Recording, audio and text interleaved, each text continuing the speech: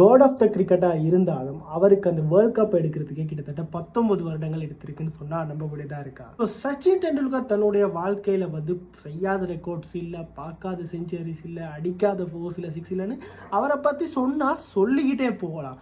ஆனால் சச்சின் டெண்டுல்கருடைய மிகப்பெரிய ஒரு கனவு வந்து இந்தியாவுக்காக விளாண்டு இந்தியாவுக்காக ஒரு வேர்ல்ட் கப்பை வின் பண்ணணுங்கிறது வந்து அவருடைய சின்ன வயசு ஆசைன்னே சொல்லக்கூடியதாக இருக்கும். கிட்டத்தட்ட 1992 வந்து தன்னுடைய வேர்ல்ட் கப் சீரீஸ் முதல் வேர்ல்ட் கப் சீரீஸில் விளாடுறாரு. வேர்ல்ட் கப் சீரீஸ் விளாடும்போது அதுலேயும் பார்த்தீங்கன்னா ஒரு முக்கிய பங்காக இருக்கார் இந்தியாவோட வெற்றிகளுக்கு எல்லாத்துக்குமே. ஆனால் அந்த வருடமும் இவருடைய கனவு வந்து தகர்ந்து போகுது. வேர்ல்ட் கப் வின் பண்ணல இந்தியன் கிரிக்கெட் டீம். அதனைத் தொடர்ந்து நடைபெற்ற பார்த்தீங்கன்னு சொன்னால் 1996 நடைபெற்ற வேர்ல்ட் கப்லையும் பார்த்தீங்கன்னா ஒரு மிகப்பெரிய ஒரு எதிர்பார்ப்போட களமிறங்குறாரு இந்தியன் டீமில்.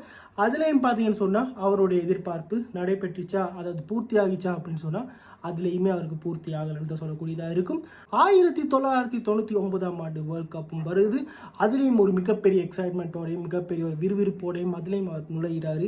அங்கேயும் பார்த்தீங்கன்னு சொன்னால் அவருக்கு ஒரு மிகப்பெரிய ஒரு ஏமாற்றம். தொடர்ந்து 3 வருடங்களாக வந்து வேர்ல்ட் கப்பில் மிகப்பெரிய ஒரு ஏமாற்றத்தை சச்சின் டெண்டுல்கர் அவர்கள் சந்தித்து வந்தாலும் 2003 வேர்ல்ட் கப் வந்து இந்தியன் டீம் ஃபைனல் போகுது. இந்த இந்தியன் டீம் ஃபைனல் போகிறதுக்கு ஒரு முக்கிய காரணம் என்ன, சச்சின் டெண்டுல்கர்ன்றது வந்து அடித்து சொல்லலாம். ஏன்னா அந்த சீரீஸில் கிட்டத்தட்ட அவர் பார்த்தீங்கன்னா 11 மேட்சில் 673 ரன்கள் அடித்திருந்தாரு. ஸோ இந்த டைம் வந்து பார்த்தீங்கன்னா சச்சின் டெண்டுல்கர் தான் இந்தியாவுக்கு வேர்ல்ட் கப்பை கொண்டு வர போறாரு அப்படின்னு எல்லாரும் நம்புற நேரத்தில் அந்த கனவும் தகர்த்தப்பட்டது. அதன் பிறகு ஒரு மிகப்பெரிய ஒரு கம்பேக் கொடுத்து ஒரு மிகப்பெரிய எதிர்பார்ப்போடு அவர் இறங்கினது தான் 2007 வேர்ல்ட் கப். 2007 வேர்ல்ட் கப் வந்து அவருக்கு மாத்திரமில்லை, மொத்த இந்தியன் கிரிக்கெட் டீம் மற்றும் கிரிக்கெட் ரசிகர்களுக்கு ஒரு மிகப்பெரிய அடி. ஏன்னா இந்தியா அதில் குரூப் ஸ்டேஜில் கூட செலக்ட் ஆகாமல் ரொம்பவுமே ஒரு கேவலமாக அவுட் ஆனாங்க அப்படின்னு நமக்கு சொல்லக்கூடியதாக இருக்கும். 5 வேர்ல்ட் கப்லையும் ஏமாற்றத்தை கண்ட சச்சின் அவர்களுடைய தன்னுடைய கிரிக்கெட் வாழ்க்கையில் கடைசி தருவாயில் இருக்கிறாரு. 2011 வேர்ல்ட் கப்பில் என்டர் ஆகுறாரு. 2011 வேர்ல்ட் கப்பை வந்து பார்த்தீங்கன்னா அந்த சீரீஸில் நல்லா பெர்ஃபார்ம் பண்ணுறாரு. இந்தியன் கிரிக்கெட் டீமோட வெற்றிக்கு எல்லாமே முக்கிய பங்காக இருக்காரு.